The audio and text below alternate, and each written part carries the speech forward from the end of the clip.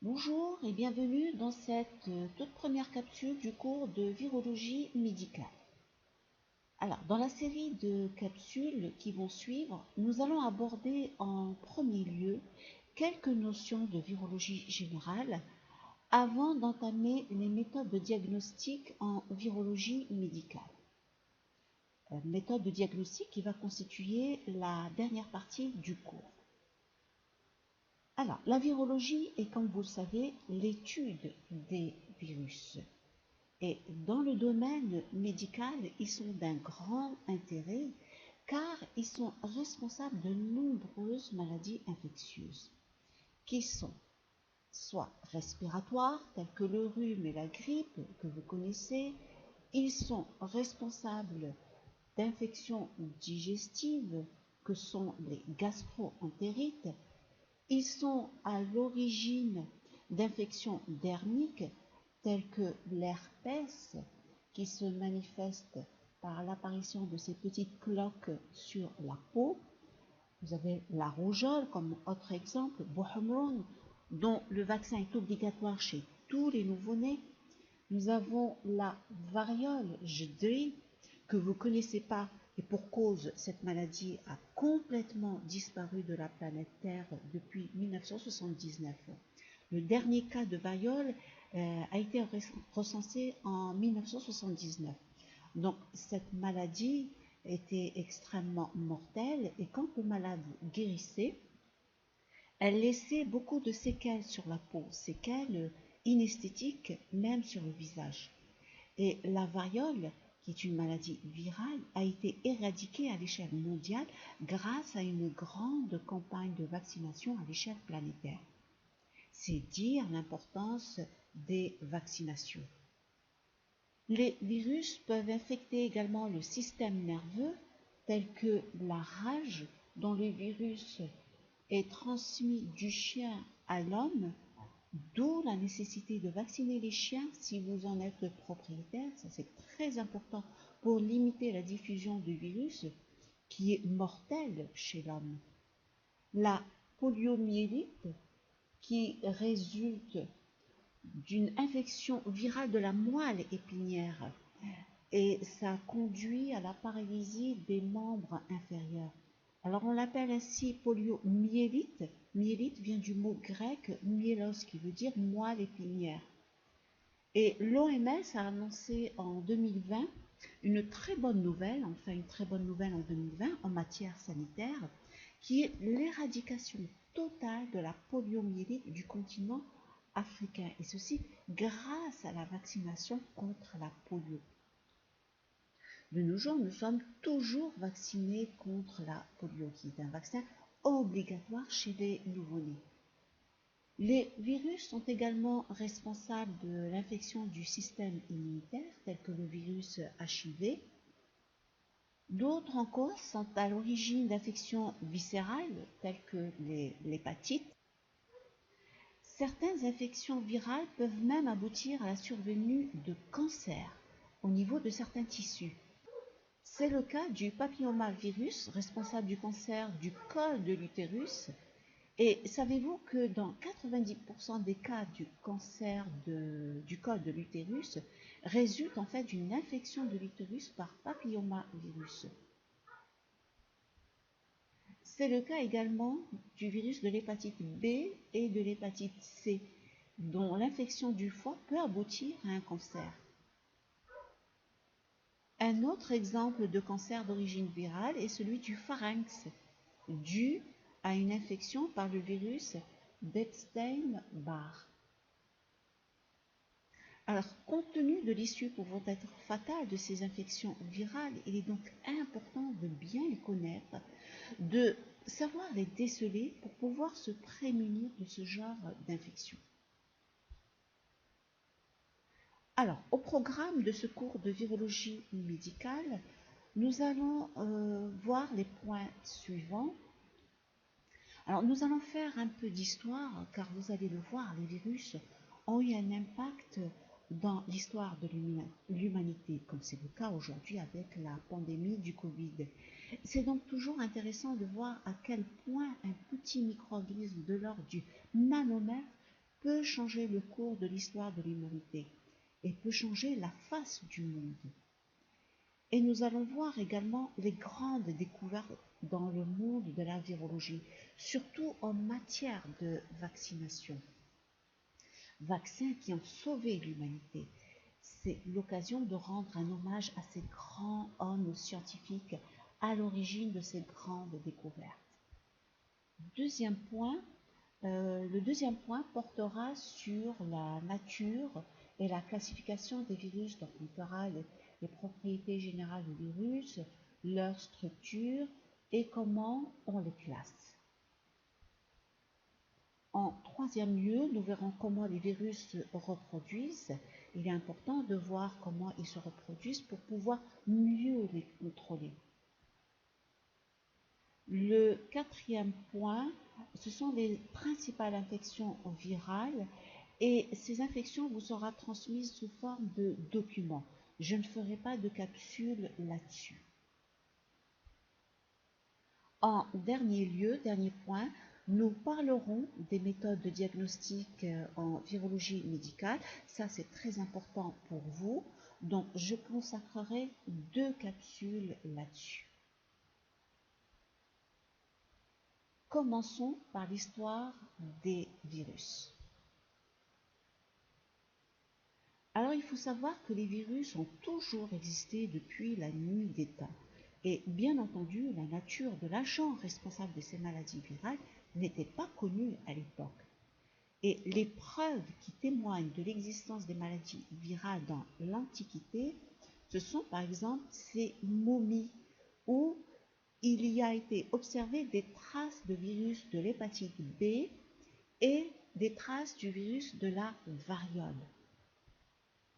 Pour preuve également cette gravure sur pierre en Égypte où l'on voit un Égyptien de l'Antiquité atteint d'une poliomyélite, marchant à l'aide d'une béquille. Au Moyen Âge, comme en témoigne ce dessin, on savait déjà que la rage était transmise par les chiens. Et savez-vous que dans l'Antiquité, ce qui a porté un coup fatal et qui a conduit à la chute du grand empire romain, ce ne sont pas les guerres que cet empire menait contre ses ennemis, mais surtout une série de pandémies de la peste, paone, la peste qui est d'origine bactérienne. Également une autre pandémie a frappé l'empire, c'est la variole d'origine virale. Pandémies qui ont été meurtrières. Donc ces micro-organismes, dont le virus de la variole, ont été les principaux responsables de la chute de l'Empire romain. Je vous disais bien que les virus sont capables de changer le cours de l'histoire. Un autre fait historique des virus est la conquête de l'Amérique au XVe siècle. Conquête marquée par l'arrivée massive des Européens sur le continent américain et qui a provoqué une diminution de la population indigène du continent, qui a majoritairement été décimée.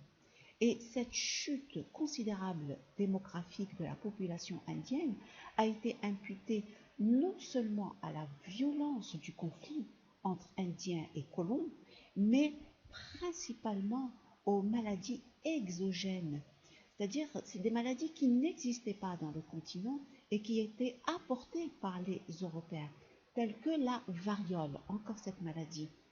Et le virus de la variole contre lequel les Indiens n'étaient pas immunisés comme l'étaient les Européens.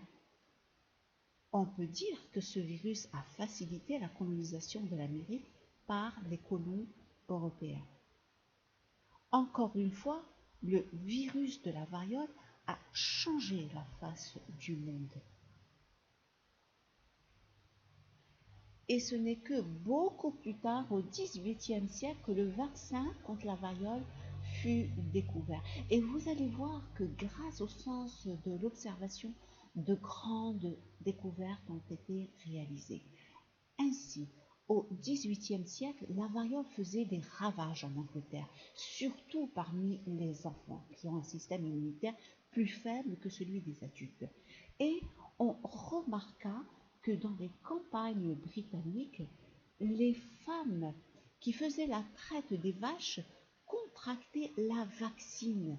La vaccine, c'est une forme de variole affectant les vaches. Vous pouvez le voir ici, vous avez ces éruptions au niveau des mamelles des vaches. C'est la variole bovine. Et cette variole bovine est bénigne chez l'être humain. Et la vaccine chez ces femmes se manifestait par ces éruptions cutanées purulentes. Et ces femmes qui avaient contracté la vaccine n'étaient jamais atteintes de la variole humaine.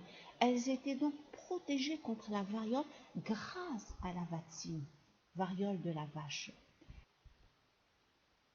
Et en 1796, le médecin Edward Jenner eut l'idée d'inoculer chez un enfant du pus prélevé sur une femme. Donc il prélevait du pus de cette femme et a injecté ce pus à cet enfant. Et l'enfant résista à la variole. Il ne contracta jamais la maladie. Ce médecin a donc été le premier à expérimenter scientifiquement la vaccination. Et vous l'aurez compris, le mot vaccin ou vaccination vient du nom de la maladie vaccine, qui est la variole de la vache. Et à la fin du 19e siècle, Louis Pasteur, que vous connaissez tous, microbiologiste français, mit au point un vaccin contre la rage à partir d'une souche atténuée du virus. C'est lui qui eut l'idée géniale de prendre une souche virulente, d'atténuer artificiellement au labo sa virulence pour en faire un vaccin. Idée à laquelle il fallait y penser et prendre son courage à deux mains pour l'expérimenter sur un être humain. La première injection fut réalisée avec succès en 1885 sur un enfant de 9 ans mordu par un chien enragé. Donc voilà pour ce qui est de la découverte du vaccin. Maintenant, voyons voir comment l'agent infectieux appelé virus a été découvert.